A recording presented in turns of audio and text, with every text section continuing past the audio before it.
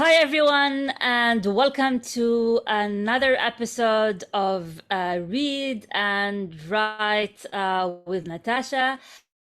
Today, I'm very happy to have with me author Aref Husseini, who is an electrical engineer by training, also a physicist and a novelist from Jerusalem, Palestine. He is the author of a number of novels published in English and Arabic, including Shabbat Goy and Relative Taboo. His novels are inspired from his upbringing in the eastern part of Jerusalem. So, Arif, welcome. So happy to have you here. And I'm so excited to talk to an author from Jerusalem. I read your book. It's Shabbat Goy or Kafir Sabt in Arabic, and it was fascinating. So, Arif, can you please tell us and tell anyone who's listening or watching, what's this novel about exactly, specifically this one that's been translated into English, Shabbat Goy. So the floor is yours. Thank you first. Thank you, Natasha, for the interview. And it's a great opportunity to wish everybody a Merry Christmas, Happy New 2023.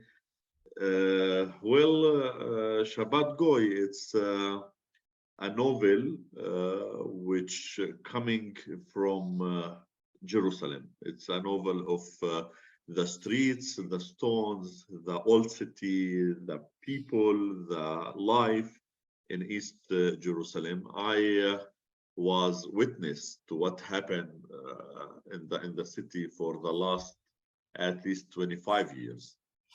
So through this journey, with all the circumstances in East Jerusalem, in Palestine in particular, but in East Jerusalem more and more, I was witness to the changes in the political situation, from the first Intifada to the peace period and peace process, including Oslo Accords, to the second Intifada until today.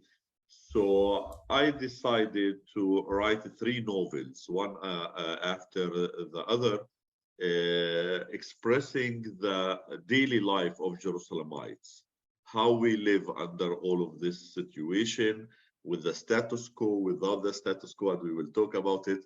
So Shabbat Goy is the first part of the 3 novels in series, talking about, and very important to mention, in a black humor, to laugh a little bit about what's happening with the discrimination, with the life of Arabs, Palestinians, Christians, and Muslims in East Jerusalem. So it's exploring the daily life of Jerusalemites, how they deal with the occupational forces, how they deal with the state which came and occupied their territory, and the small things that we are facing in our daily life that reflect all the emotions and all the how we get to be as humans.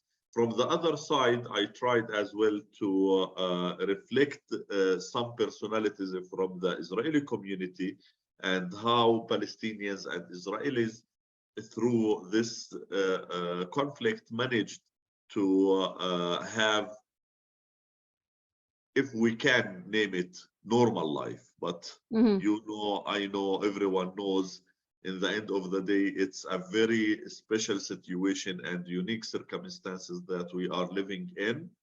No peace, no war, daily conflict, and at least 300,000 people being in the curfew between the separation wall around Jerusalem, and trying to find their identity and to stick to their roots and origins. Fascinating. So the main character of this novel is starts with a young guy, coming of age in Jerusalem. His name is Nabih. Are you Nabi? Is this an auto? Is this an autobiography? I mean, you don't have to answer this, but how do you relate? What's No, the relationship? I am familiar actually with this question, but the answer that I wish to be Nabih, but no, Nabih is one of the very talented and innovative Jerusalemites. He tried to look at things from positive point of views, to find solutions all the time for his challenges dealing with the political, economical, social situation in the city. I think Nabih is existing in every house in East Jerusalem. And you know, in one of the conferences in the city,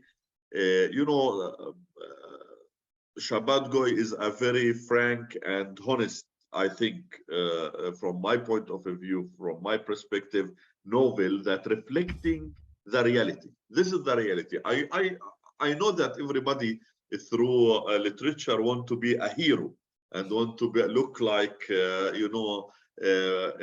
sitting in perfect shape and life. But Shabbat Goy is telling the story of the people as it is.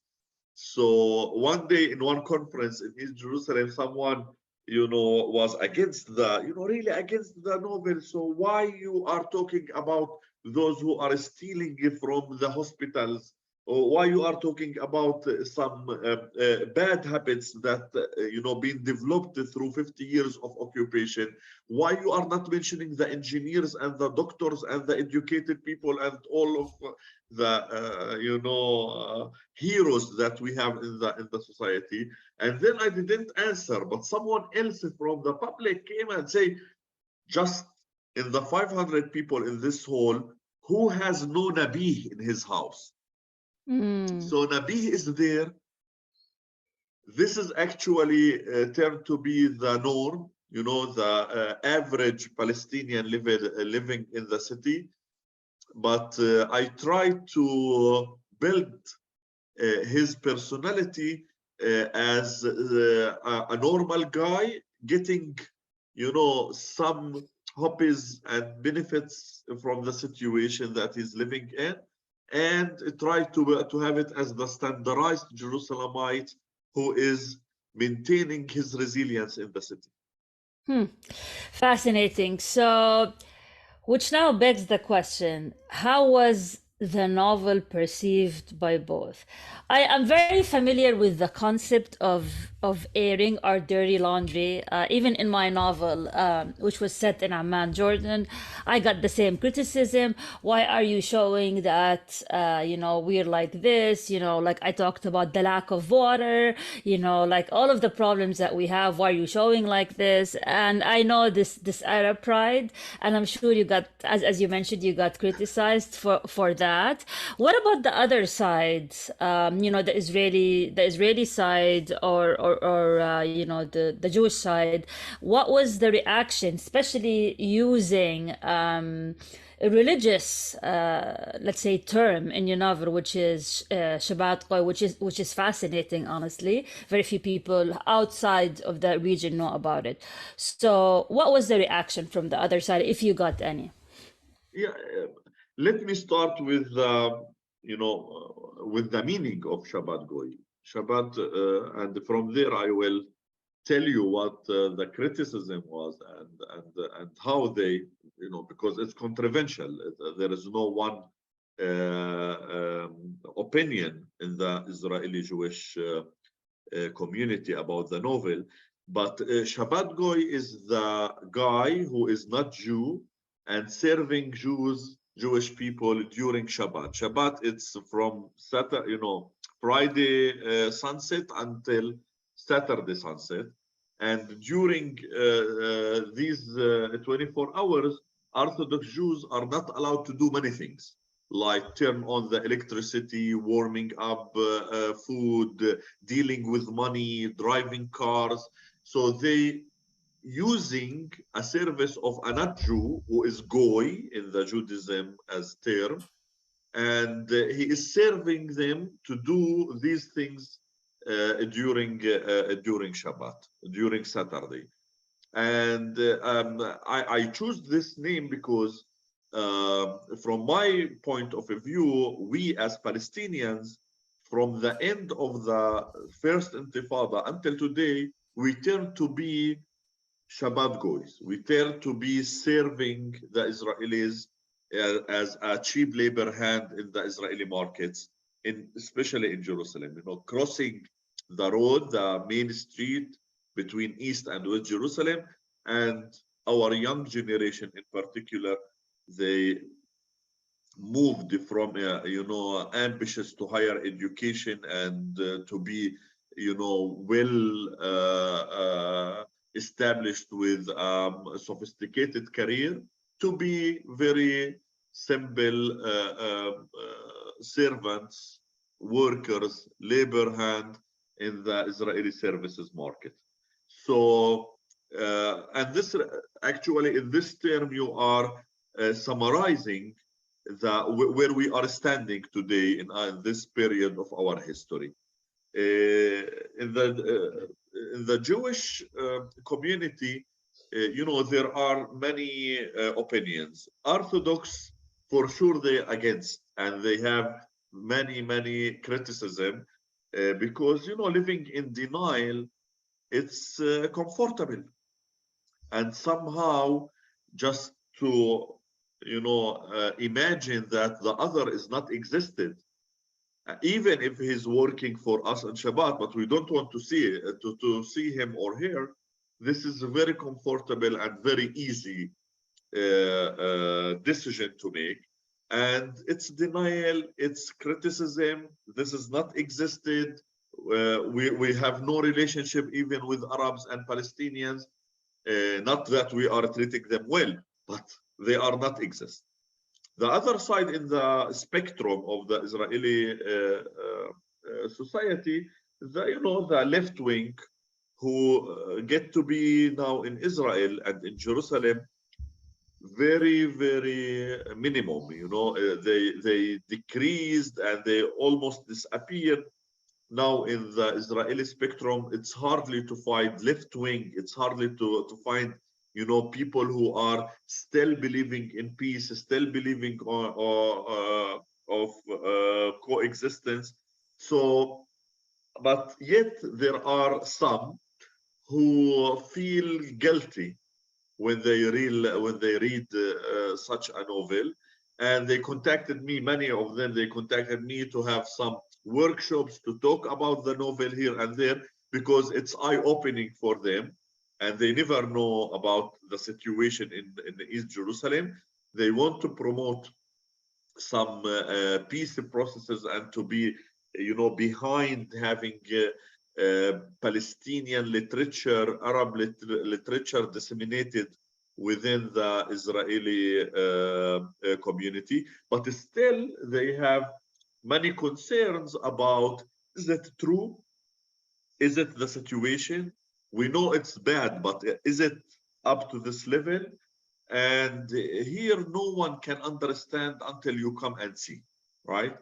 Exactly what we discussed before, that any visit to the city will make you really understand the reality and what's happening around.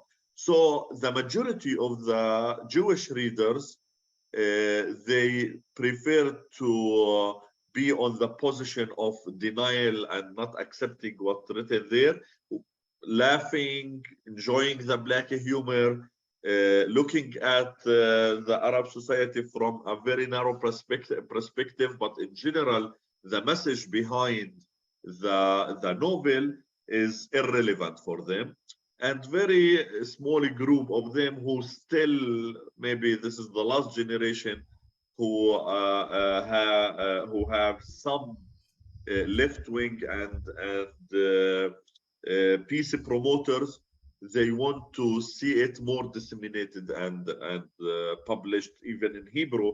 And they asked, some of them asked me to translate it to Hebrew. Maybe it will be the coming project.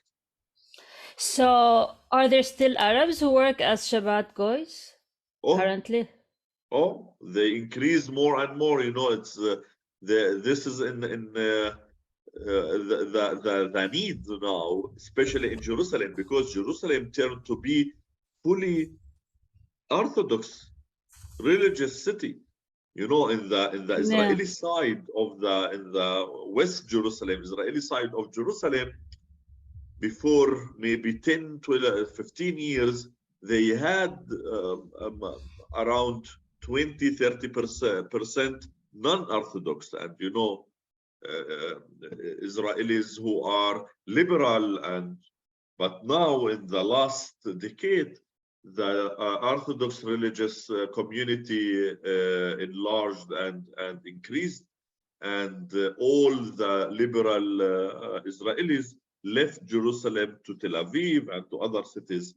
And this is a struggle in East Jerusalem, in Jerusalem now. So it's more and more, and you can find Shabbat Goys in neighborhoods on Shabbat. You can find them in hospitals. You can find them in any services, institution. You can, you know, everywhere where you need to operate, but it's Saturday, so we are there.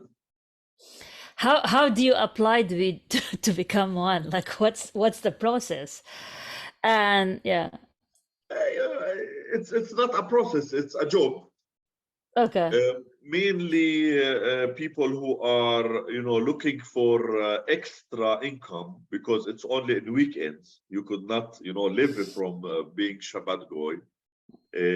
But then you develop relationship with the neighborhood, for instance. You know, if there is a Goy Shabbat Goy in a very Orthodox neighborhood, so there are some relationships that we developed during Saturday, during Shabbat.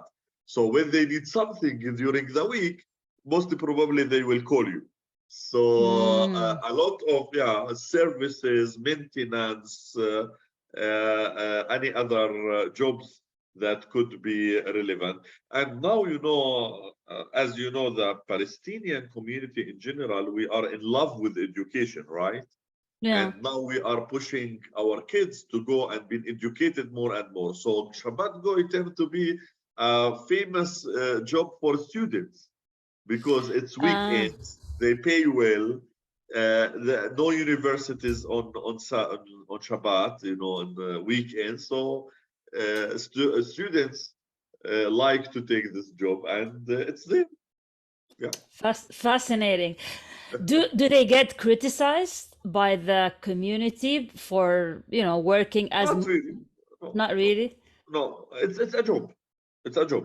In the end of the day, it is a job. It's like, you know, we have 200,000 workers working in Israel every day, from West Bank even, not from the Arab sector and Jerusalem. So they are working in Israel in daily basis. You know, let's face the reality, Natasha. It's a small country with two different people and the two different standards and living standards. And in the end of the day, everyone wants to come back to his home with some bread to eat, right? And it's a challenging, you know, no one can depend on himself. Even Israelis, they are selling to the Palestinian and Arab markets. They have cooperation, you know, economical life could not be separated, especially in a city like Jerusalem, which we call mixed city, because, you know, in the end of the day, there are no borders between East and West Jerusalem post, you know, 1967 war. So legal speaking, it's one city, and people mix here and there. Fortunately, we are, as Arab Palestinians, we are the underprivileged part of this city and the less educated, because not because we lack something, but we lack democracy, we lack equity. It's all because the discrimination and discriminated policies against Palestinians in the city. And, you know, no one can close his eyes and ignore the occupational policies that force people to immigrate. You know, those who has some privileged or good, well education, and they have opportunities. They leave the city to the West Bank, to out to another cities in Israel maybe, and you know the majority leaving to the United States, to Europe, and to other Western countries. And in the end of the day, you stuck inside the city with the underprivileged population. So I want to talk about your entry into being a novelist. I mean, when I Googled you, you know, like you're a very well accomplished, you know, physician and engineer. So what got you into being a novelist in the first place, and how do you manage your job as an engineer and being a novelist with a number of books published? Oh, very good question indeed. It's talent and passion. Okay. It's the mix between talent and passion. You know, I start writing when I was 5 years old. So my Wow. mother all the time telling the story that I start taking paper and I write when I was 5 years. This is one. Two, I don't know how and why, but I'm reading and reading and reading and reading. I have all the time, even when I'm exhausted with work, engineering, physics, and other scientific work, but reading novels and reading literature from all over the globe, it's in my DNA. So at certain age, reading for decades and having the talent of writing to myself, I felt that it's time to take everything out, because it's somehow kind of therapy. I don't know if you agree with me, I do, but yeah. you know, expressing your feelings on papers and having it as innovative work published and available for everybody, it's a therapy for me, and it makes me satisfied that this message of what my people facing delivered to other parts of the global, especially when it was, you know, my first novel, it was translated to English, published in English. I felt the satisfaction of, oh, now someone who is fully ignorant, knows nothing about our cause, will read, if he interested, a novel to enjoy literature and understand what we are passing through. Maybe it will be part of our advocacy and self-help to change the reality. So yeah, it's reading, it's talent, it's passion, and it's a political message as well.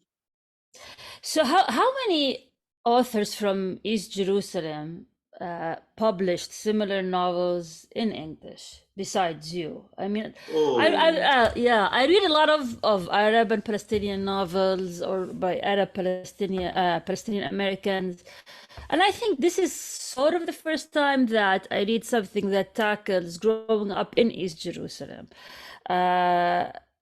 Do you know of other authors, you especially know, in English, yeah, or in Arabic that's in translation? maybe another one or two, but not in my age. Okay, Some, yeah, Mahmoud Shukir, for instance, he was translated to many languages, including English. But you know, I owe him all the respect. I learned a lot from him. But Mahmoud Shukir is almost 80 years old, and he is okay, from that generation that start as a teacher and worked in the political arena for decades, and he developed his views and wrote many novels and books. Once he has tens of books published in Arabic in the Arab world, then he won 2 or 3 awards. One of them, it was to translate his books. Now, okay, taking the initiatives like what I did and to do the work by myself, it needs a lot of commitment from one side and some resources as well, and dedication. You know, in the end of the day, it's very hard to find publishers in the English language for Arab Palestinians authors. You know, we are sorry, we are facing this challenge all the time, because being an author in the Arab world, it's not a career. You know that, right? You will never live from writing novels and books in the Arab world. And approaching Western world with your local stories, sometimes it's not attractive. Maybe the Palestinian Jerusalem cause, because of the conflict, because a little bit you will find someone to buy and read. But you know, local novels from different Arab countries are not really the ones that publishers will run and try to find it and translate it and publish it. So it's very challenging, it's very demanding, it's a very big responsibility that usually publishing houses taking on their shoulders. For me, you know, when I approached many publishing houses in the United States and in Europe, in the UK in particular, some of them at the beginning were very positive, especially when they received a copy of the novel and they read it and they found it interesting. But you know, I started to face some requests to change the narrative. And for me, as I told you, it's a political message as well. As a son of this city, I could not, you know, I could not deal even with some requests to change the end, to be, you know, to reflect another, you know, to make it short, to sell, to promote and sell illusions. And it's not. I know that some writers and authors can go with it. For me, it's a principle that I could not break. So at the end of the day, I decided to have it as self-publishing and publish it by myself, the English version, and try to disseminate it and to take it to distribution networks and have it all over, especially inside Israel and Western countries. But it's a very hard mission. I do all my talent treatment, which is writing, in very early hours of the day, because I still need to go out and earn my salary and to be able to live. So it is a challenge. And hopefully one day things will be changed and the Arab world will look different. So the Arabic version, you got a publisher, right? It's the most famous publishing house, Dar al-Shuruq, and it's one of the very famous publishing houses in the Arab world. We had 3 editions until now. One more secret, the first novel being faked and you know, reprinted without intellectual properties, and people can find it on the streets everywhere. And this is one of the, for me, it is one of the indicators that it was successful. But still, this is another issue, Natasha, in the Arab world: intellectual properties. We don't have intellectual properties laws in most of our Arab countries, in Palestine as well. So you invest years and years, and I am very slow, I admit. I am very slow in writing. It takes me 4 to 5 years to publish a novel, sometimes more. Now the 3rd one, it took me until now 6 years, and I need another at least 1 year to complete. And in the end, someone just come and take it and reprint and publish, which is really sad. So how did you get the book deal? Did you approach them, or I know in the Arab world there are no agents. So how did that? So how did that work out for you? Well, I'm just it was, curious. yeah, it was by accident. I had a dinner with one of my very best friends. He is a singer and a musician. He is a composer as well. Walid Abdel Salam, if you heard about him, he No. used to be very famous in the 90s. And you know, during the dinner, I told him that I accomplished my first novel.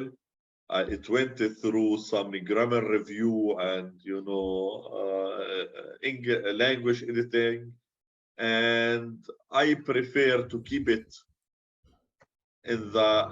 at house, you know, at home. I don't want to take it out. Then he asked me to read the draft. For me, I said, okay, Allah, take. I gave him the draft. 2 days later on, he said, oh, 2 days, I had no chance even to drop the novel from my hands. It's exciting, it's motivating, it's giving you the feeling that you want to continue and continue reading. And this is a special feeling that no one can ignore. I will take it to publishing house. And actually, he contacted the publishing house. He sent the draft to the publishing house.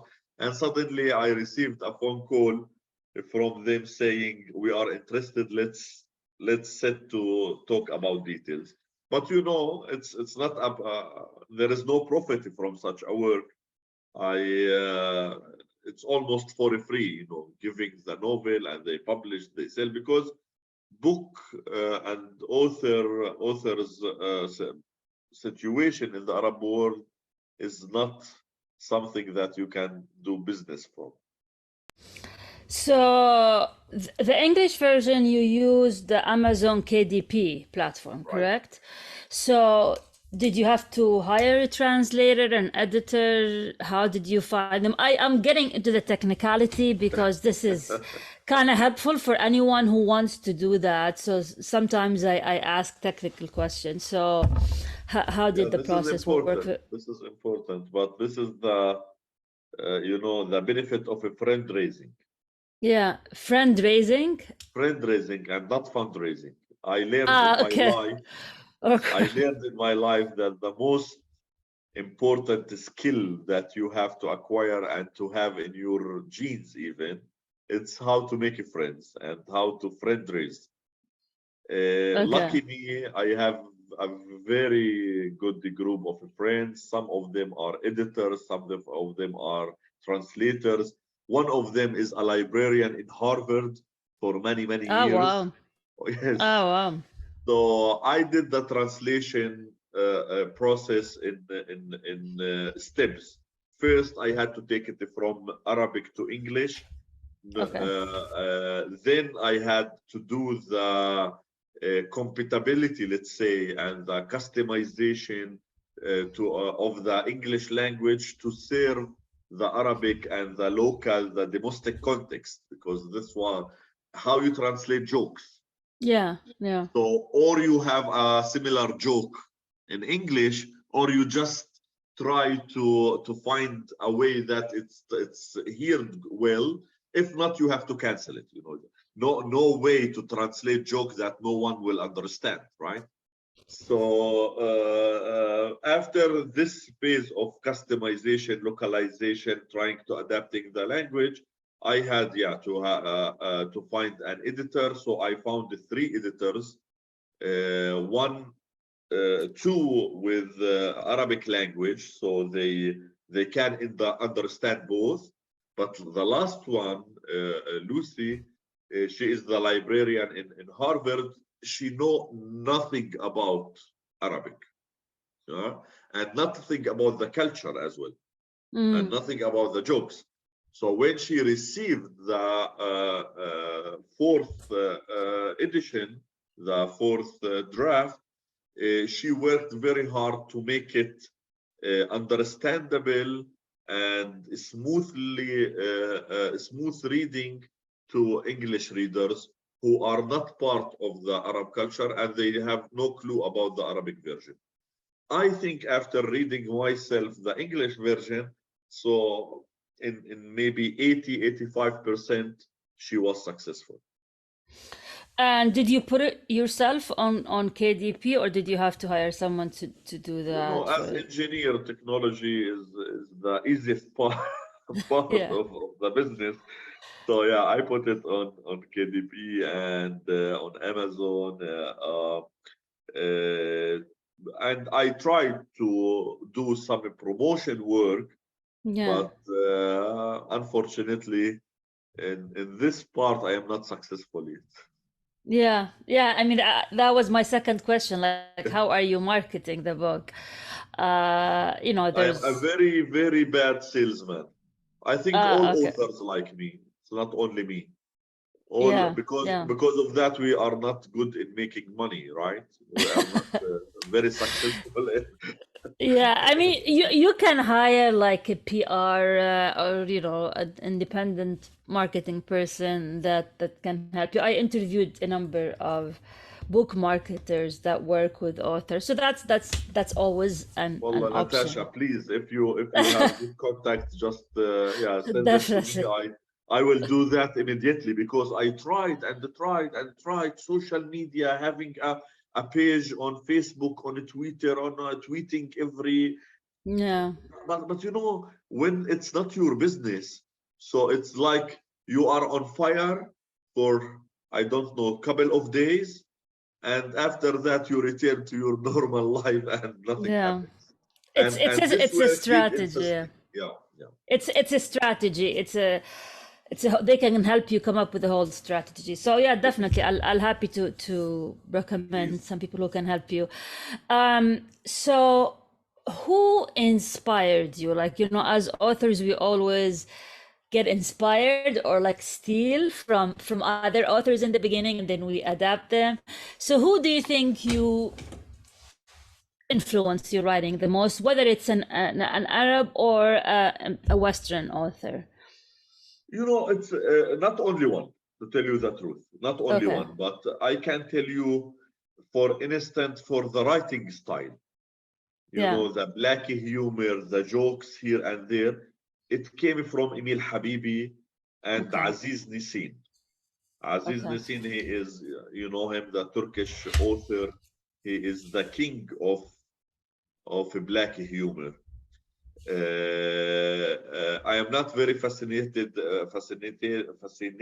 by their content, but by writing style, definitely I learned a lot. History, I really admire and try to follow Brahim Nasrallah, for instance, the Palestinian Jordanian writer, in the part of how he looks at history, in how to design a story inside the story, and the flashback back and forth.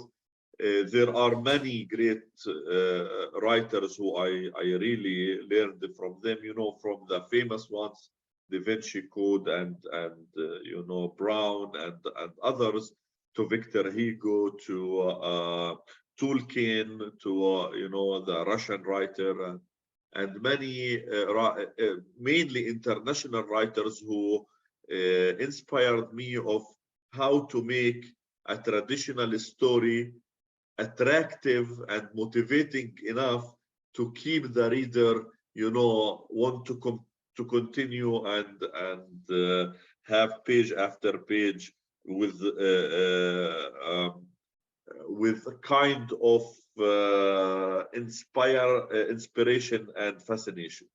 So yeah, but many of them, but I could not say that only one that I'm inspired with and I try to come. No, Shabbat Goy, Kafir Sabt was labeled as a continuation of Al-Mutasha'il, which is Emil Habibi novel.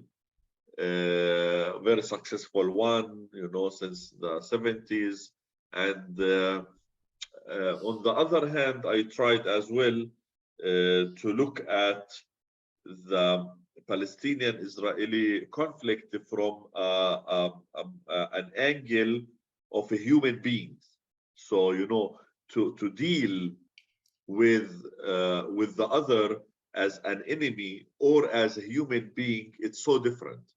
Most of the Arab literature, when they wrote about Israelis and Jews, they put them in the place of an enemy. For me, it was a place of a human beings to human beings, and I think it made a difference. And this part, I was really learning from Tawfiq Zayad and from Emil Habibi and other Palestinian writers who lived under the Israeli regime and understands what's happening around. So, what are you currently working on? Oh, it's very hard to beat yourself, right?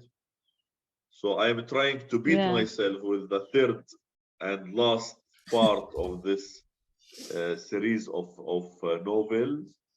I am almost in the end, but now, it's challenging. It's challenging me. It's challenging my intellectual identity. It's challenging from everywhere in the literature corners, let's say, because I'm trying to close the series with some optimistic approaches, right? Because yeah, it's hard to lie and to fake the reality. From the other hand, Natasha, it's unfair to close a 15 years project with a sad prediction, let's say, because my last in this series, my last novel will predict what will be happening until 2050. Oh well, okay. So is the future bright or no?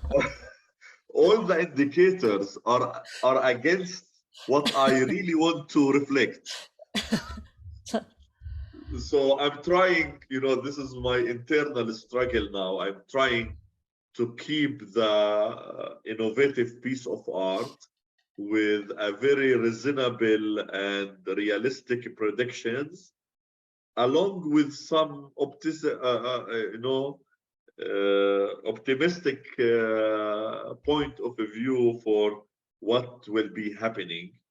It's hard, but I will leave it to readers to decide if it was successful or not. So, do you have any tips for authors, Arab authors, Palestinian authors who want to tell the story of specifically growing up in Jerusalem or East Jerusalem? They wanna follow in your footsteps. What would you tell them? I hope to see more and more authors and writers. And unfortunately, Natasha, we are the minority of the minority because of the political, economical situation. It's not, maybe it's a respectful job to be a writer, but for sure people could not live from it. So I really hope to see new writers, new authors, new innovators who try not only in the literature, maybe in the arts, maybe as well in the music, maybe in the drama, but it's a duty, it's a national duty to reach other societies from the arts point of view and the arts direction, because telling the political narrative, it's boring after 50 years of occupation. And unfortunately, where we are standing today, it's not the best with all what's happening around in the states inside Israel. Look at Israel now. We are with the most extreme government ever, never. So to try to change the reality, we need to have solidarity and to reach to people's hearts and minds. and arts are I believe arts, literature are the easiest way to, to have a mutual dialogue between minds, to ignore the situation and to ignore from where anybody comes. So it's a message as well for anybody hearing us from Europe at your platform, Natasha. Yes, try, write and write and write and invest enough time, but without reading you could not write. So read and then write, and try to write as much as you can. It took me at least 20 years to make a decision to publish, because it's the most scary part of the business. So don't rush to publish, but keep writing and try as much as you can to reflect the reality, but not as a reporter, but as an artist. Then people will hear you, will understand what you are talking about, and no one can underestimate the impact of a good artistic work especially on the western part of the world. Miracles could happen, and every change started from a minority, could be a one person, one individual, one book, one idea. And here, look at the state of Israel, for instance. If you go back to Herzl novel, Antonio Land, 1902, you can see that he drew the shape of the modern state 50 years before 1948. And this shows us how much the power of literature. I know young people now tend to, be addicted to this device, spending time and, hours and hours on social media and on other platforms, wasting valuable time. I could not say just to block it, but if people with talent, I mean, the young generation, invest 1/3 of their time on try to write their stories and to invest in this hobby, talent, and then it could be a career in the future, we will be in better situation. When someone asked Emil Habibi why you decide to write, he said, because when I served in the Israeli Knesset, one extreme, right member of the Knesset asked me, where is your literature? If you exist, show me your literature, because they have Jabotinsky and they have X and Y, Blaik and others for a long history writing literature. So if you have literature, you exist, and if you exist, no one can erase you from the map. So this is the message, and I know that it's sometimes it's easy to talk, it's hard to work, but people should try. Yeah, that's fascinating. I like that quote. If you have literature, you exist. And on that note, thank you so much, Arif, for joining me today for this fascinating, eye-opening discussion. I definitely learned a lot, and I'm sure the readers and the viewers and the listeners, would also learn new information about the situation that's happening there, and would be inspired to read and write themselves. And for anyone who's listening or watching, make sure to check out Aref Husseini's book. They're on Amazon, including, it's translated in English, it's called Kafir Sabt in Arabic, and in English called Shabbat Goy. And thank you for listening to another episode of Read and Write with Natasha, and until we meet again.